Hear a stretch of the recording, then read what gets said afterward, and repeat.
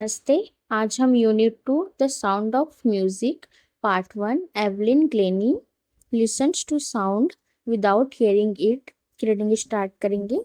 Before you read, God may have taken her hearing, but He has given her back something extraordinary. What we hear, she feels far more deeply than any of us. That is why she expresses music so beautifully. यानी भगवान ने भले ही उनकी सुनने की शक्ति छीन ली हो, लेकिन उन्होंने उन्हें कुछ बहुत खास वापस दिया है।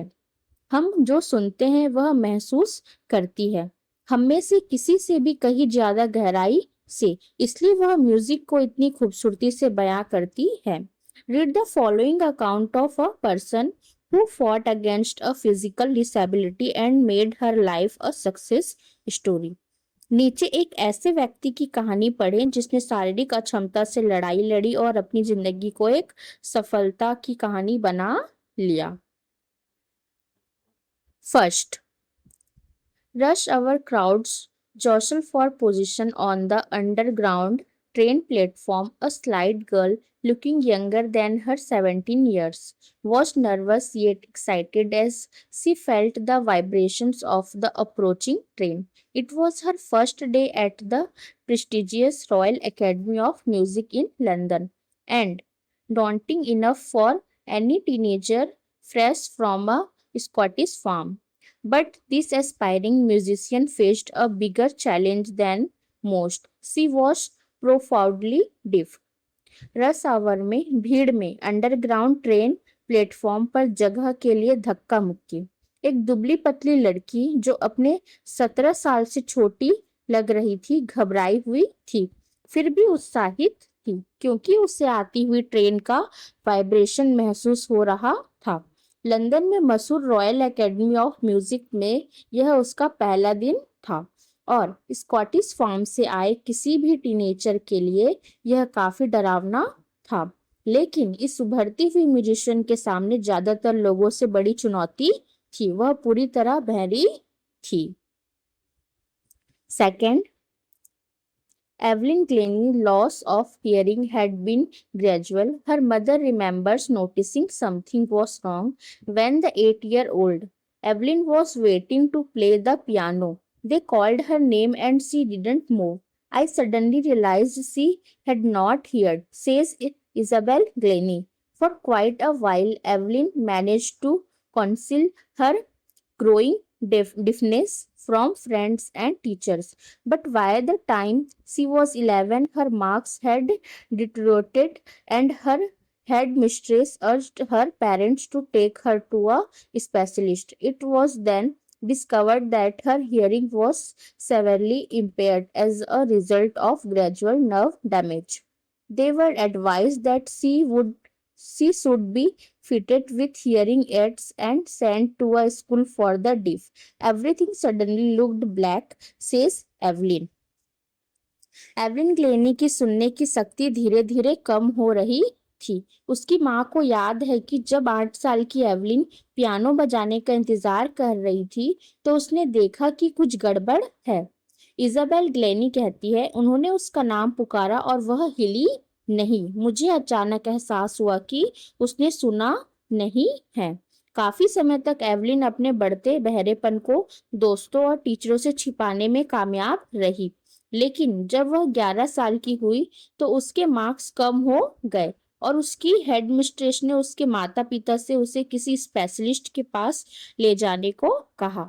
तब पता चला कि धीरे धीरे नर्व डैमेज होने की वजह से उसकी सुनने की शक्ति कम हो गई थी। उन्हें सलाह दी गई कि उसे हियरिंग एड्स लगवाने चाहिए और बहरे बच्चों के स्कूल में भेज देना चाहिए। एवलिन कहती है, अचानक सब कुछ काला लगने लगा। Third, but Evelyn was not going to give up. She was determined to lead a normal life and pursue her interest in music. One day she noticed a girl playing a xylophone and decided that she wanted to play it too. Most of the teachers discouraged her, but percussionist Ron Forbes spotted her potential. He began by turning to large drums to different notes. Don't listen through your ears. He would say, try to sense it some other way, says Evelyn. Suddenly, I realized I could feel the higher drum from the waist up and the lower one from the waist down. Forbes repeated the exercise, and soon Evelyn discovered that she could sense certain notes in different parts of her body.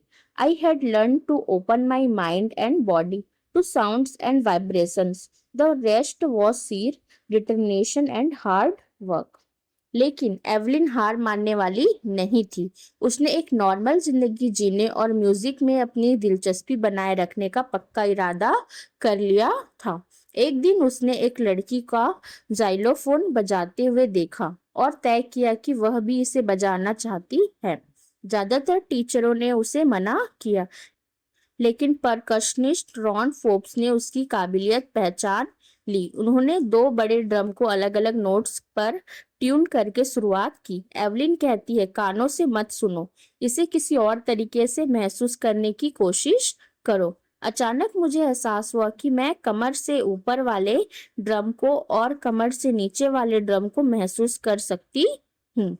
Forbes ने यह exercise दोहराई और जल्द ही Evelyn को पता चला कि वह अपने शरीर के अलग अलग हिस्सों में कुछ खास नोट्स महसूस कर सकती है।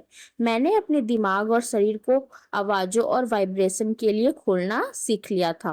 बाकी सब पक्का इरादा और कड़ी मेहनत थी। Fourth, she never looked back from that point onwards. She toured the United Kingdom with a young orchestra, and by the time she was 16, she had decided to make music her life.